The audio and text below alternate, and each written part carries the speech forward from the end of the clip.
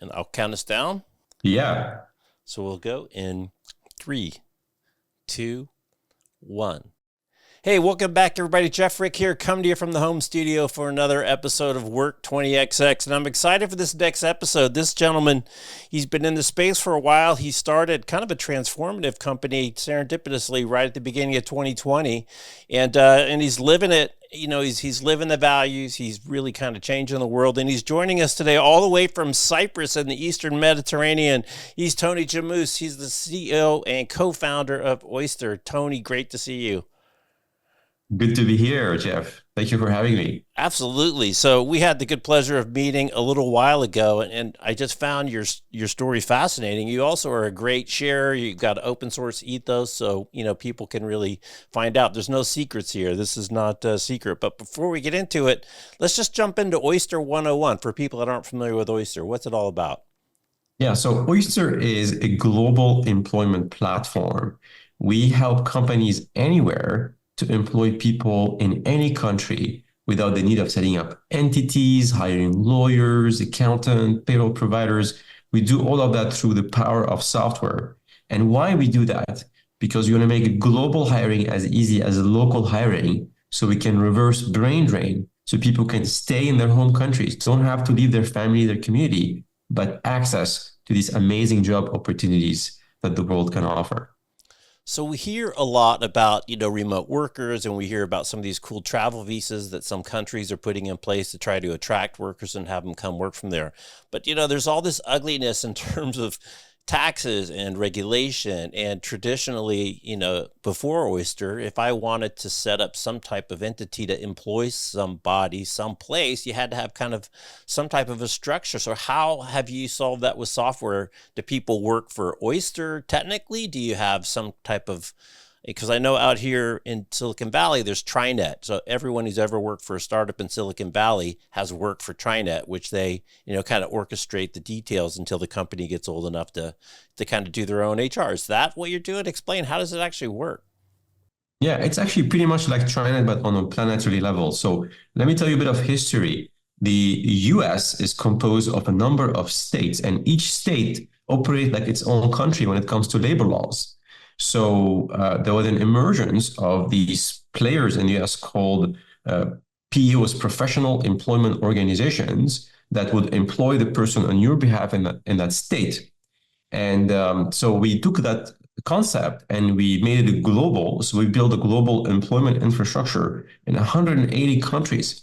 We have legal entities, we have payroll providers, we have benefit providers in each of these countries. And then on top, we build a software platform that is increasingly AI driven that federates all these knowledge of compliance, of tax regulations, can generate contract, can assign benefits to an employee, can process the payroll, can process the payment, all through the online platform and few clicks. So if you found Mary in Athens, you want to hire her, she's a great software developer. You can do that in 24 hours, and you can offer her a great employment contract. You can pay her fairly. You can even offer her equity if you want. Interesting. And you've got people, I mean, you kind of you're living your mission. So you've got people distributed all over the world. So do you have, I don't know if points of presence was the word to use, in all those countries as Oyster? That's really kind of your key secret sauce? Yeah, so we ourselves use our own technology. When I wanted to start Oyster, one of my drivers is how can I build a hyper diverse and a hyper distributed organization on this planet? And I couldn't find a technology to support me in that, so I went and built it. So we use that internally. We are distributed in 70 countries. We have no offices.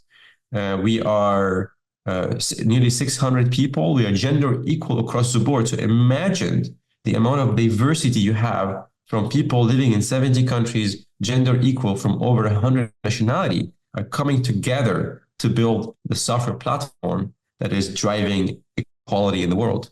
That's great.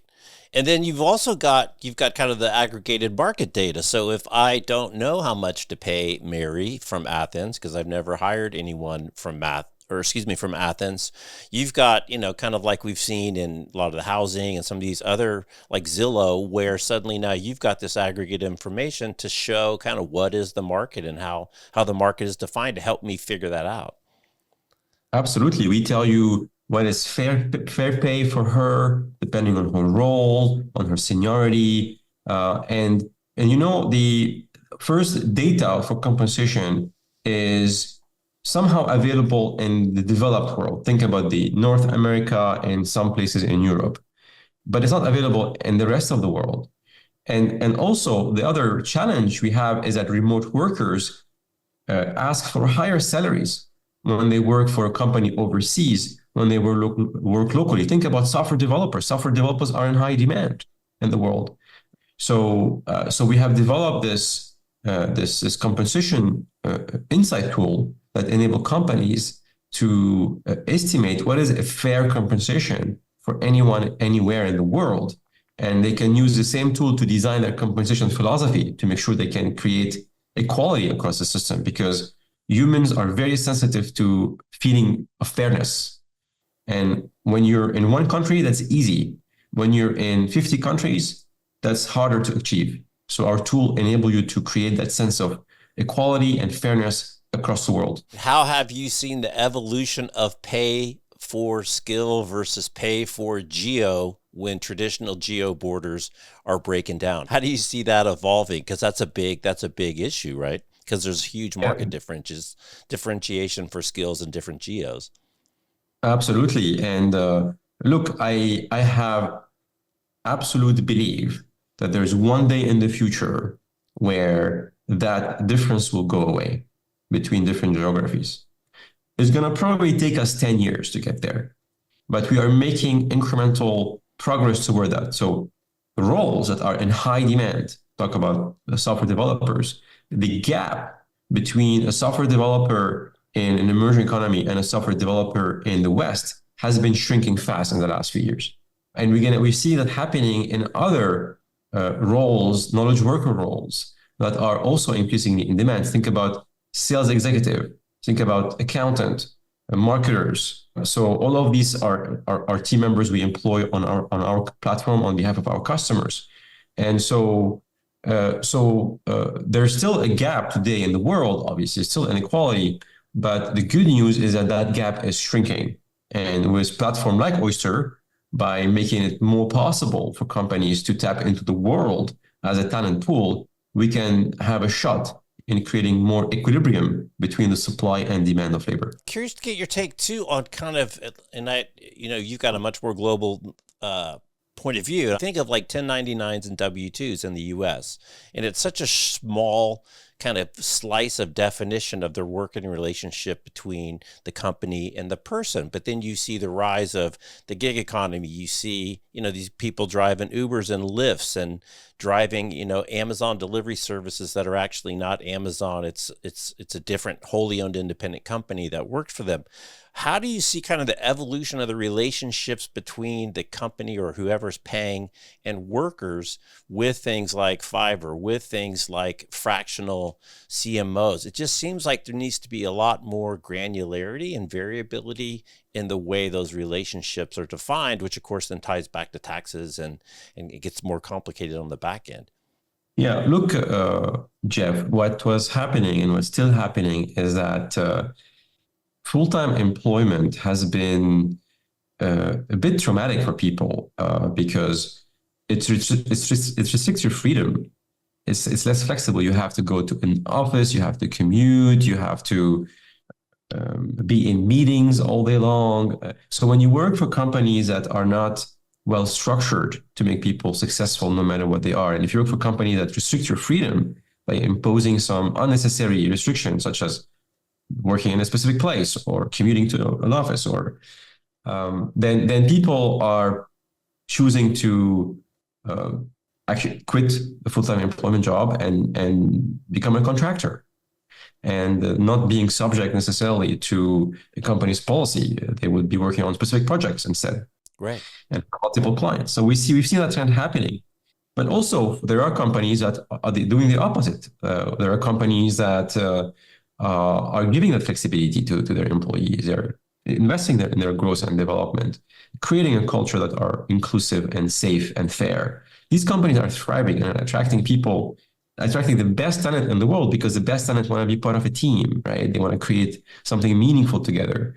And in many countries, a full-time employee relationship cannot be done through a contractor model from a regulation standpoint. There would be a tax misclassification issue that Right. companies face if they employ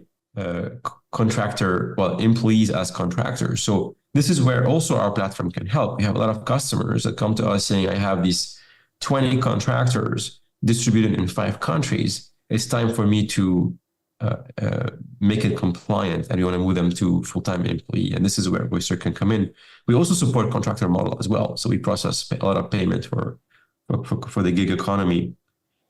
So in short, I think the key is to create cultures that supports people's growth and give them the freedom and flexibility they need, so that full-time work is not seen as a tax Right. on people, but is seen as a way to support their life.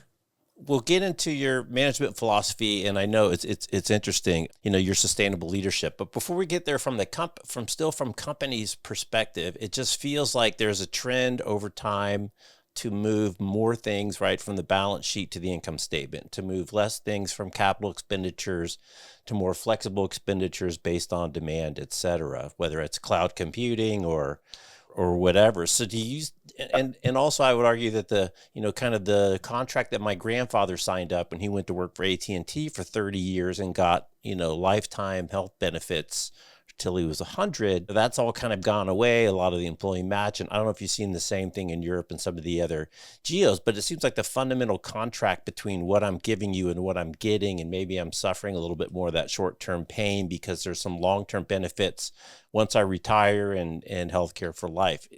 I think part of that's gated here in the US because of healthcare, and it's still tied to employment. It's not disconnected, which I think would open up a lot of flexibility. So do you just see this kind of ongoing cadence in terms of flexible staffing, either around a project, around an initiative, around a whatever? So I bring talent in around an objective versus and taking more of what would have been full-time, W-2 hires back in the day. Yeah, I think when it comes to labor flexibility, it's really in countries where the US, where employment is at will, it doesn't really make a difference if you employ somebody as an FTE or as a contractor. It makes a difference in countries where there's no employment at will, like in France, where if you let go someone, it's a very complicated and a risky process. So in countries like that, you tend to default a lot to service providers and outsourcers. And actually, the IT outsourcing industry in France is huge. It's one of the top industries in the country. Why? Because the employment market is so rigid, you cannot hire and fire people easily. So that companies, before deciding to hire somebody full time, they default to an outsourced company. In the US, it's much more flexible labor, so we see no impact there. But you're right. If you're working on a specific project that is contained in time and is well defined, then putting together a team of contractor could be also an interesting idea. Yeah, that's great. And congrats to you, 3 years. And I think you just had a nice raise not too long ago and hit $1 billion valuation. So congratulations to you and the team on that. Thank you. Let's shift gears a little bit and talk about kind of the global opportunity. And you talk about it a lot in podcast appearances, this huge mismatch between supply and demand, especially in Western countries, developed countries. You could take a position like, security engineers or whatever. There's thousands and thousands of unfulfilled jobs. At the same time, there's a lot of people that aren't within 20 miles of an office that might be qualified. I wonder if you could share some of the macro trends that got you excited to go in this space in the first place, and what are you seeing now 3 years into it? Yeah, when I started working on Oyster, I started looking in late 2019. I started looking at these macro trends. First, there was remote work, and we looked at remote work, and it was clear that remote work was the future of work. The pandemic enabled that to happen much faster. Now you have also, I looked at the employment data. There are 80 million jobs going unfulfilled in the West, according to Korn Ferry, resulting in $8.5 trillion of economic loss, roughly 10% of the world economy. While at the same time, you have over 1 billion knowledge worker coming into the workforce in the next 10 years, mostly from emerging economies. And there was this economist called Brian Kaplan from George Mason University. He wrote a book called Open Borders. It's a very nice book. It's like a comic book written by an economist. And he argues in his book that if you remove the concept of border from planet mobility, you have the opportunity to triple the world economy. So it's anything between 10% of the world economy to 3 times the world economy, the potential impact of unlocking global talent. And knowing how the capitalistic system works, I don't see any future where there's not going to be a supply-demand equilibrium. What was missing was removing the friction in front of companies in the West to employ people in mass in other countries. And Oyster is a component of that, is an answer of that, because we streamline, we make global hiring as easy as local hiring, a few clicks online. Yeah, and bring it down. I mean, I'm curious within your customer base, how many smaller companies? Because before you couldn't do it if you were small. You had to set up that regional center, and maybe you could be in 1 or 2 or 3 countries, but you couldn't pull from all around the world, and you certainly couldn't pull 1 or 2 individuals from a specific country. So I'm curious, your kind of customer distribution, how many of them are small companies? How many are big companies? There's this flow to, getting people outside your borders? Yeah, absolutely, Jeff. So before having platforms like Oyster, only big companies had access to global talent, right? They had to think about Google. Google would have offices in 50 countries, and they would go and hire the best talent in these 50 countries. But if you're a small startup, you cannot compete with Google on hiring these people, the best talent. So now our customers are SMB and mid-market companies. So they are between 1 to 5,000 employees. That's like 95% of our customer base. Because we give them a secret weapon. We give them Oyster to enable them to compete as well, if not better, than the Googles of the world in the war on talent. And we have a customer that has 200 team members on the platform distributed in 50 countries. Wow. 200 people in 50 countries, so no more than 4 in a country on average. And I think you said you're the only Oyster employee on Cyprus, correct? Yes, there's nobody here. I love it. You grew up in Lebanon during the Civil War, and you left to go to France for your education. And you had an interesting quote in one of your podcasts that you were a guest. You said, "I built businesses to protect myself." And you were very successful. You built a couple businesses, you sold them, they went public, and you made some money. And then you weren't happy. You did the Silicon Valley dream.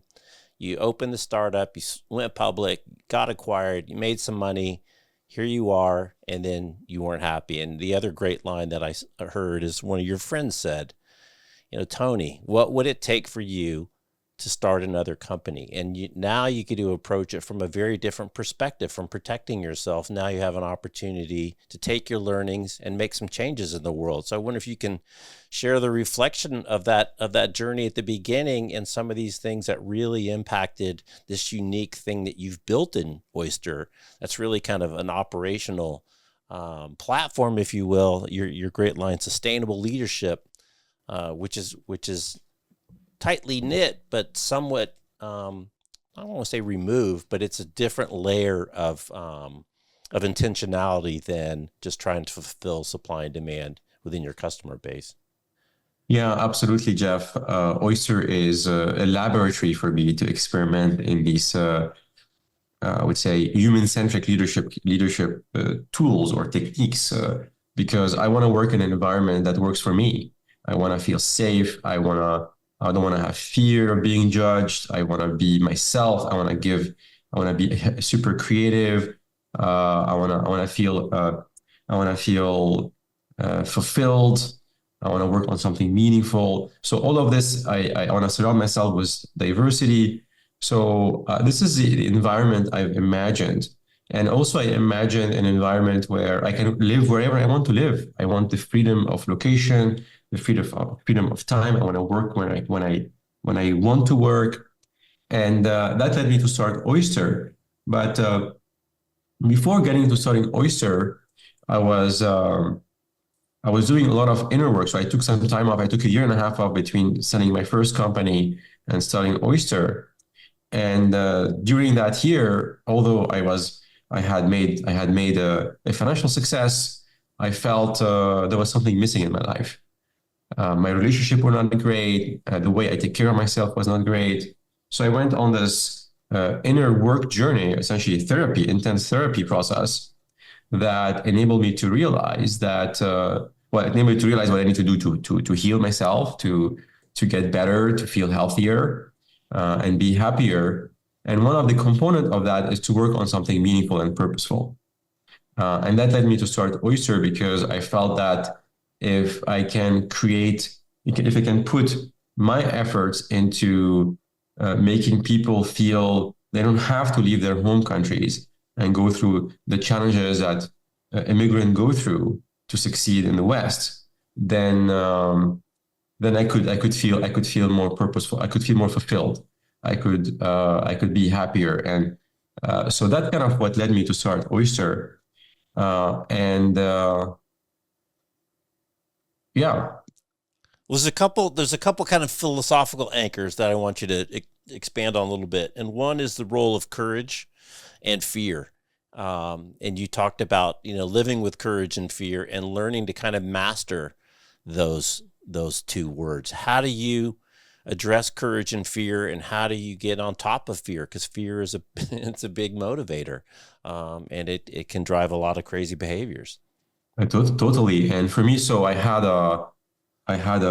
since I was a young child, I have developed a higher sensitivity to fear. And why? Because I was in this war zone environment for the first 10 years of my life. And so some people call this PTSD, post-traumatic stress disorder. And so I had to deal with it later in my life and heal from it. And what I realized is that it's not sensitivity to fear, it's just sensitivity. I have more sensitivity, and instead of running away from what I'm feeling, these difficult emotions such as fear, I learn how to be present with them. And that's what courage is with fear. Having courage is to not running away from your fear. Is still have the fear, but not act on it. Is to become non-reactive to fear. And a very concrete example of application for leaders in my position is, well, in my position, you're always faced with very scary challenges that could derail the company. But you cannot go and react to that, because if you react to that, you propagate in the organization unnecessary fear, unnecessary anxiety that would lead to the wrong decision. So you have to manage yourself. You have to lead yourself. You have to sustain yourself. This is where the sustainable leadership concept came from. You have to be there for yourself as a leader to process these emotions so that you don't go and snap at your team, create behavior that generates fear in the system. Then you start losing the emotional safety that you need to thrive in an environment. And then you become having toxic cultures, right? So managing fear is an important skill for leaders. It's funny. We talk a lot about psychological safety. We talk a lot about, creating environments for people to take risks so that they will take risks, so that they'll innovate, right? But also by taking risks, some percentage of those will fail. And there's this kind of moment of truth on the exchange of information from someone talking to you receiving it and how you respond. You talk about non-reactive more than any leader I've ever heard of. So it's this, we see in Amazon, I think one of their special skills is bias for action. And before they respond, they try to think of a way to say yes. Is there a way I can say yes without saying no from a leadership perspective? But you've kind of more generalized it into this non-reactive, and it's really interesting at that point of potential friction, or that point of really, really where the culture rubber meets the road, because how are you going to react to whatever I did, said, or am reporting? How do you get ahead of that?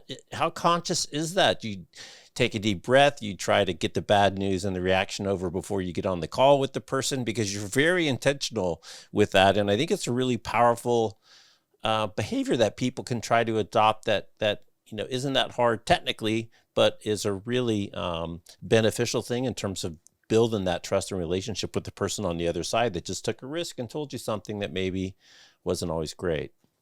Yeah, there's an inner work that you can do, and there's outer environment work that you can also do. Let's talk about the inner work. The inner work is about developing higher sense of sensitivity to how you're feeling, and then non-react to them. Essentially, develop this ability to make choices based on these emotions and not be on autopilot. So people do meditation, people do breathing, people work with plants. So there's a number of techniques. Therapy. There's a new therapy that I use recently called acceptance and commitment therapy that enable you to accept whatever you're experiencing and committing to do differently this time or not do anything if you don't have to do anything, right?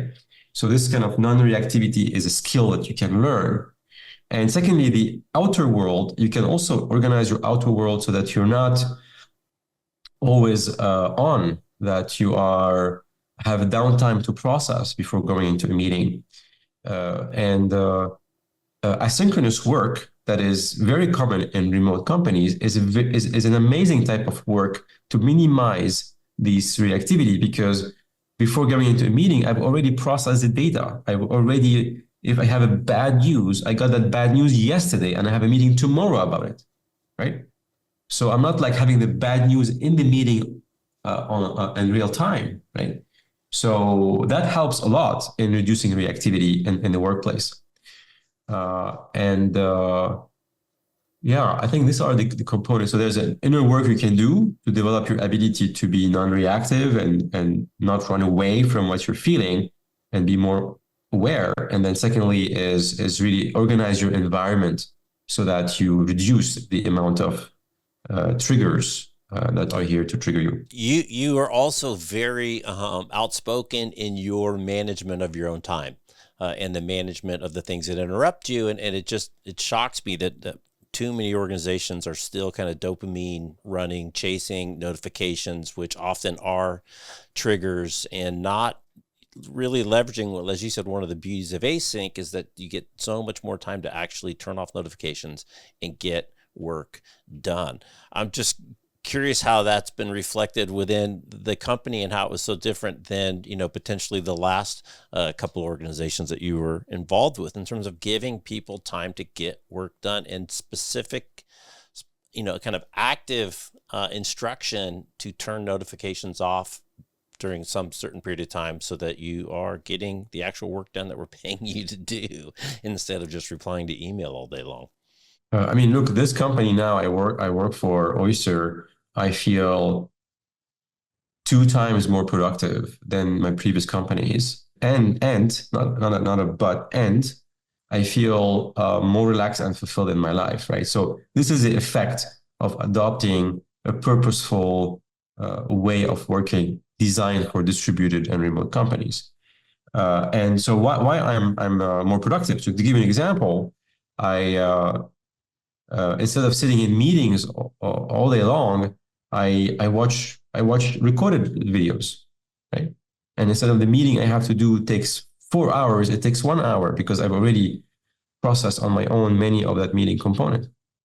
And why I feel like more fulfilled and more relaxed, because I work where I want to work, right? I don't work in the morning. I work in the afternoon and the evening. And at 2 p.m. in the afternoon, I spend 2 hours with my kids. And on Friday, I don't have internal meetings. So Friday, I use it for, we call it Focus Friday. Everybody in the company has a Focus Friday where we don't have internal meetings. And we use that time to catch up on everything we need to catch up on during the week so we can go on the weekend and close our laptop and shut down our Slack, right? So the next morning when we come back to work, we are refreshed and energized. So this is how we do it. And actually, like, I do this like this because we have to protect ourselves from the negative effect of work. Work can be amazing. Work helps us to grow, work together, build connection, build relationships, solve important problems in the world, but also work can be taxing on us. So how can we keep the good things of work and protect ourselves from the negative things? Love it. Along that line, one of the things you like to say is success is about minimization.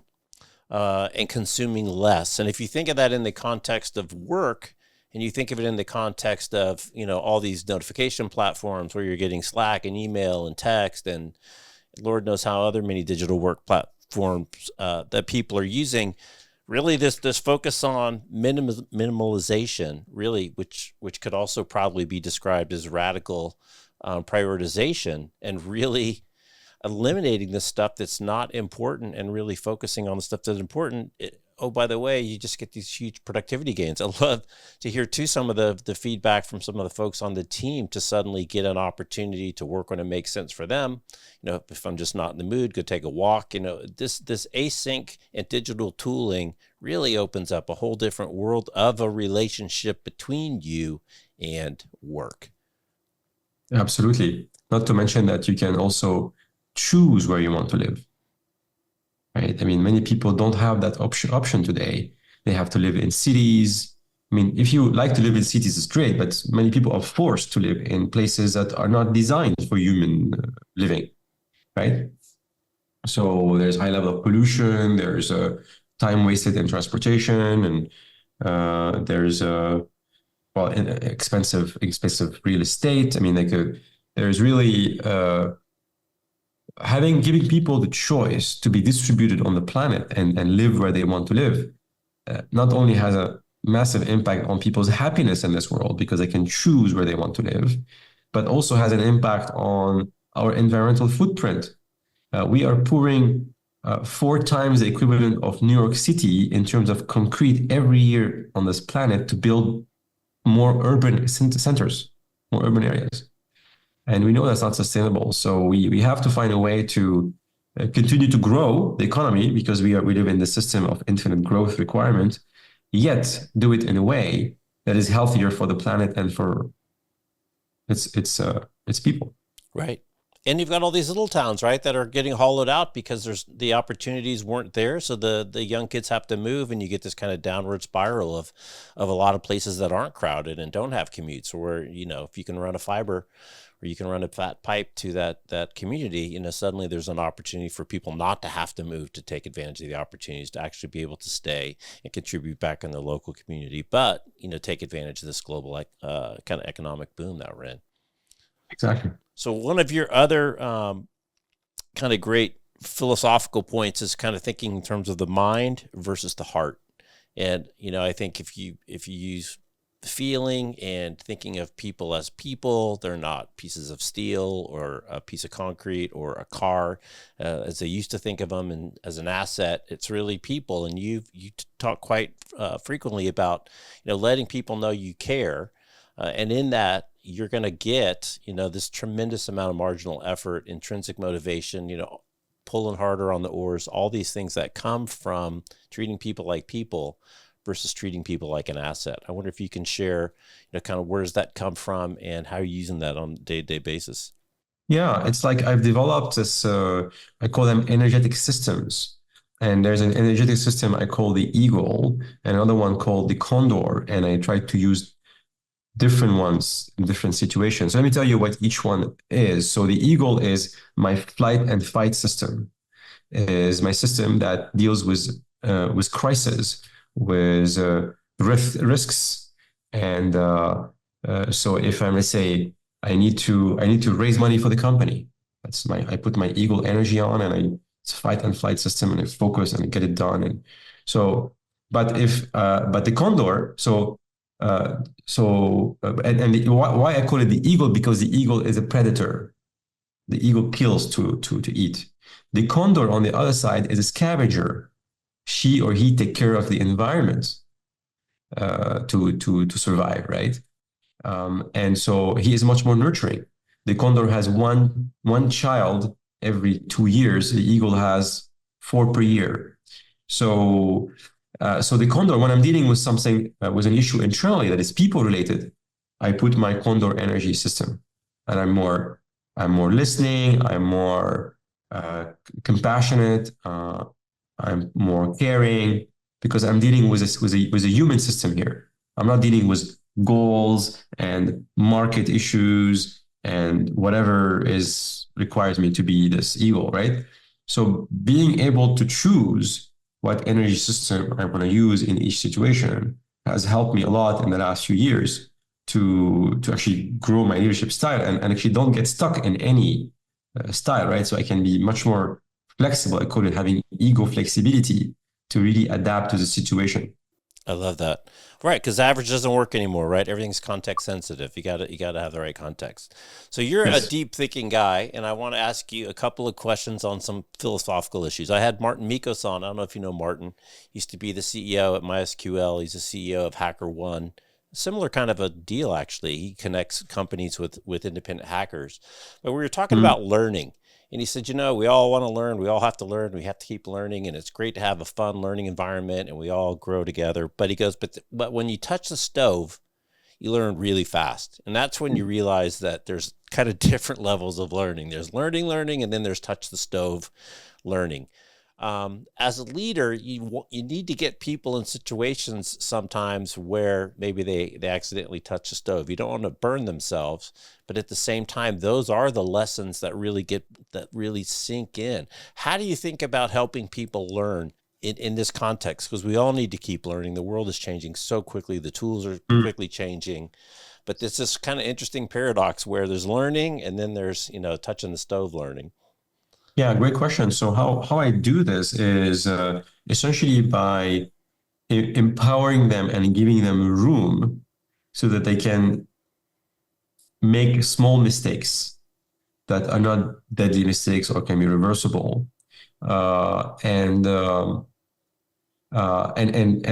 give them the permission to do so by being non-reactive to their mistakes, right? And the second piece is to model the way, is to do that myself and share the learning from my mistakes, right? I want to make making mistakes something actually allowed or possible and part of that journey to learn because uh, you can hire an amazing executive with an amazing track record, but the situation they're dealing with is completely different. So they have to learn on the job. Like learning is a really important part of the process, and you want to create an environment where people know that they know that I'm not hiring you because of what you know. I'm hiring you because your ability to continue to learn. Mm-hmm. That's great. It's like the parenting paradox. And you mentioned you've got kids. I've got kids, and I I tell young parents I think this is the ultimate parenting problem paradox because you want the kid to learn, but in helping them learn, sometimes you're hurting their learning. So I always think of like teaching the kid to ride a two-wheel bike. At some point you have to let go of the seat, and they're probably going to fall over. But in falling over, maybe they learn to ride the bike better. At the same time, you don't want to push them over and scrape their knees. So this constant, trying to help versus holding back, trying to help versus holding back, so that they can learn on their own and cross those places that they wouldn't have done. And you can't help them do that. They have to do that on their own. I think it's a real challenge. Yeah, it's a great example. Actually, this is the way you create safety for people to learn is very similar to how I taught my son to learn a bike. Actually, there was a whole loan. So it was like all safe to fall first. And I hidden all the things that could hurt him and he could fall and be okay. So this is very similar to work environment. You create an environment where failing is safe. How can you make failing safe? You get hurt, not injured is always Hurt, not injured. hurt, not injured, recoverable. So last thing is we're getting towards the end of our time. Impact of AI, and you deal with a lot of independent contractors and people that are all around the world, and I can't help but think of the people that worked at Fiverr as kind of a different version of what you were trying to do around some very specific services. But AI changes everything. How are you using it internally? But also, how do you see AI changing the demands within this kind of global talent market? Because some things are going to get subsumed, but other things are going to be new, different, and drive different kinds of demand. I think AI, what's going to happen is going to shift the expectation of what employers have from the value employees will be delivering in the future. So we're going to expect more value to be produced by each human being by using AI to augment the capability of a human being. It's also going to be very, very fulfilling for people to use AI because suddenly you have this amazing technology that is supporting you to make more impactful things. So when, before we used to do run numbers on a piece of paper, and then you had Excel. Imagine how much accountant, like it was nirvana for accountant, right? It became so Right. much fulfilled that like the expert in all these macros and Excel spreadsheet formulas. And so we're gonna have a similar impact here. People is going to be more fulfilled, and they're gonna do more things with the help of technology. So yeah, so I believe that is going to make work more valuable for businesses and make people more fulfilled using this new technology. Now, how we're using it at Oyster, we have internally, increasingly people are adopting AI across the board.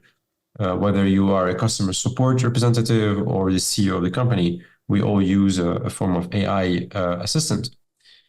We are also developing our own AI technology. So we were the first to launch our AI chatbot last year, where you can chat with our platform and get answer as a customer about employing somebody in France or about compensation in a specific country. So we had a technology that enabled us to make our customer experience better, but also scale much more effectively our operations. Because now instead of having humans to answer these questions, now we have a machine that does that for us. Yeah, that's great. Well, we're getting to the end of our time. I want to give you the last word as we head into, I don't know if it's even appropriate to bring up with you, Return to Office 5.0, which I brought up with Brian Elliott the other day. Here in the States, it kind of goes with back to school and Labor Day. You're obviously well past that. As you look forward into the next year, as well as, you've got a good view on exponential curves in technology. You are down in the guts in the network and telco world. How do you see the next couple of years kind of playing out? What are you excited about? If we talk a year from now, what are we going to be talking about? I'm very excited about closing the opportunity gap between North and South. We have increased our percentage of team member in emerging economy from 30% to 40% in the last 2 years, and sent hundreds of millions of dollars in foreign direct investment into emerging economies. And we're just getting started. I'd like to see that number continue to go up. And so yeah, what I'm excited about is make employment global by default. So companies can look at the world as their oyster when they're looking for talent. Love it. Well, I'm sure what's going to happen is you're going to have these up and comings that start bumping off incumbents. And I think ultimately it's going to be the financial markets that start to say, hey, what are you doing? You got to adjust with the new time. Well, Tony, it's great to catch up. Love all your work. Listen to a lot of podcasts getting ready for this. And I really appreciate the mission and really breaking down barriers between opportunities and people to fulfill those opportunities. It's a win-win all the way around. Thank you for having me, Jeff. All right. He's Tony. I'm Jeff. You're watching Work 20XX. Thanks for watching. We'll see you next time. Thanks for listening on the podcast. Take care. That was great. Thank you. Thank you. Thank you again.